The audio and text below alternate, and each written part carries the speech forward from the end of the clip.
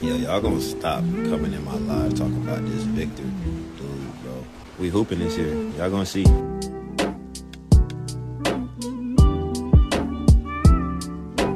Alright team, this is my second time recording this video because I had some technical difficulties and my mic didn't pick up the audio, and so I'm just going to do the same thing but again, and so bear with me. But today we will be talking about the Atlanta Hawks and our draft capital situation. So the Atlanta Hawks have fired general manager Landry Fields. Now this is huge because he is the one who made the DeJounte Murray trade. I'm not exactly sure how it all went down. I think ownership really wanted Landry Fields to pursue DeJounte Murray, and so that was like the driving factor, but he still pulled the trigger, and he was a general manager when that trade went down. And so I had to make a little thank you post for our boy getting fired. I said, Landry Fields, forever a Spurs legend. Thank you for all you did for the Spurs. Now, if you didn't know, he actually did work for the Spurs at a time before he was the Atlanta GM, and so maybe he was just paying his respects back for the Spurs employing him at one point. But I had to give a little thank you post because, you know, he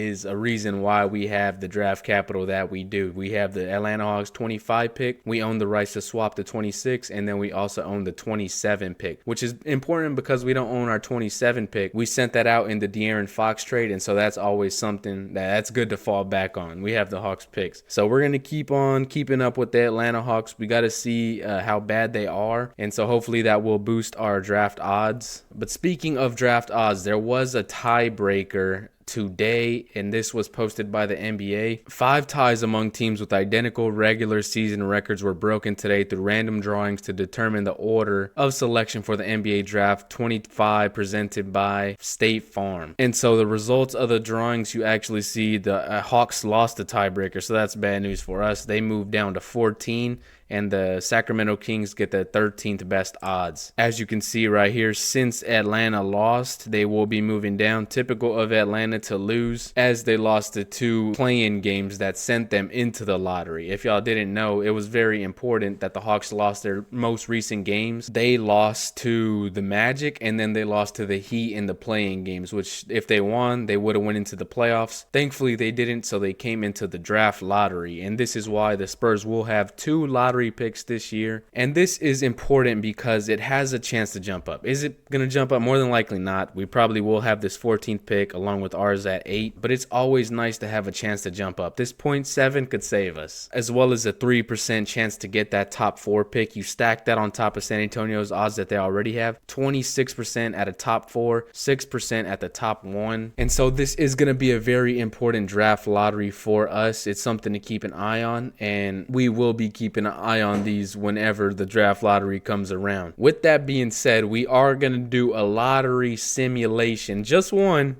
because we're not going to spam until we get the first pick. But last time I did it, in the video that I recorded that I couldn't post because there's no audio, we stayed right here at 8 and 14. So that's something to note. We're getting a second chance at a spin, and let's see if we could jump up. We need it.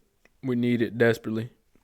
Come on, man. It's too easy. Now, in this situation, this is the San Antonio Spurs pick, which has a 6% chance of conveying as the number 1 overall pick. Now, I did not rig this. This is my second spin of the day. Like I said, in the first one, we kept 8 and 14.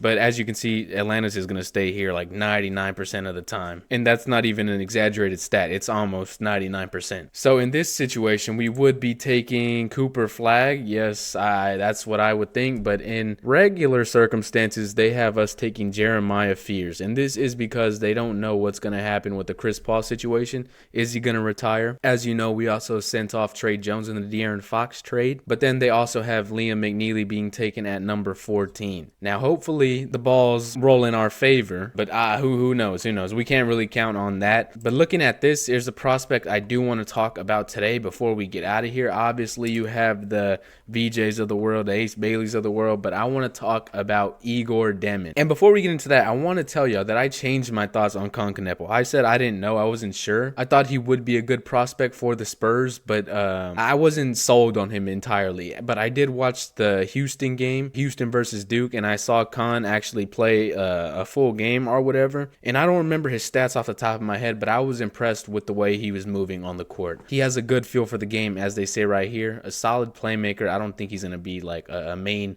playmaker if he was drafted to the Spurs, but I like his flow game. I like his spacing, and he can shoot the ball like really, really good. So I believe with the first pick that if we were to stay at 8, we should definitely take Kon Knueppel, and so that would address like our wing situation and give us some more shooting, which we desperately need. But with the second pick, like I said, Egor Demin, and now I'm not sure if y'all are familiar with him, and as you can see, he has feel for the game. He is a 6'9" guard. Now the reason I think that the Spurs could possibly go for Egor is because he has great passing, a great feel for the game, off-ball defense is good, and he is a floor general. And like I said, all this at 6'9", a 6'9" guard. And something that plays into it is, as you can see down here, Kyle Anderson, he was drafted by the Spurs. Josh Giddey, who the Spurs had interest in, and then Denny Avdija. And the Spurs also had interest in Denny. And so these are wings. You have some wings in here like Kyle Anderson and Denny, but they are also point guards, Josh Giddey, Sean Livingston. And so I think he could fit in like with the Spurs drafting recipe, what they look for. They look for size,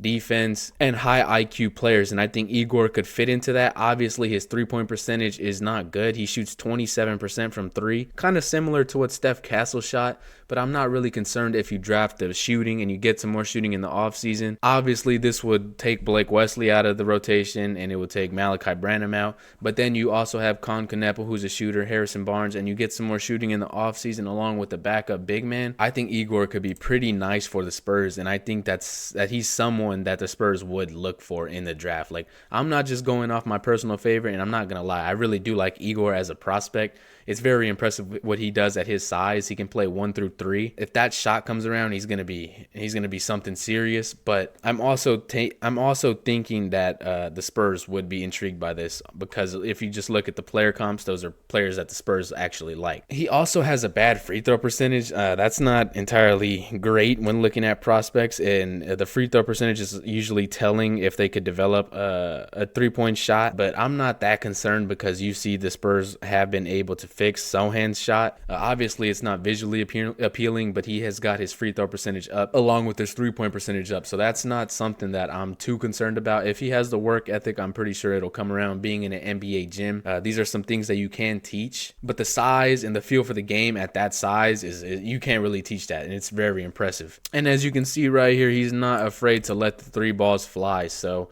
I think his shot will come around, but he's just someone who's probably my personal favorite, and I can also see the Spurs pursuing him if he is there at the pick number 14. Here he's projected to go 15, but who knows? Let me know what y'all think. I know y'all will be leaving down some prospects, but like I said, my 2 picks, my first pick would go to Kon, and then my second one will go to Egor, and then we pick up a big man in free agency. But let me know what y'all think. As always, be sure to leave a like, comment down below, and subscribe to Spurs Spotlight. Until then, is my mic on? I've been looking at it this whole time because I'm not recording this again, but I will catch y'all later. I'm out.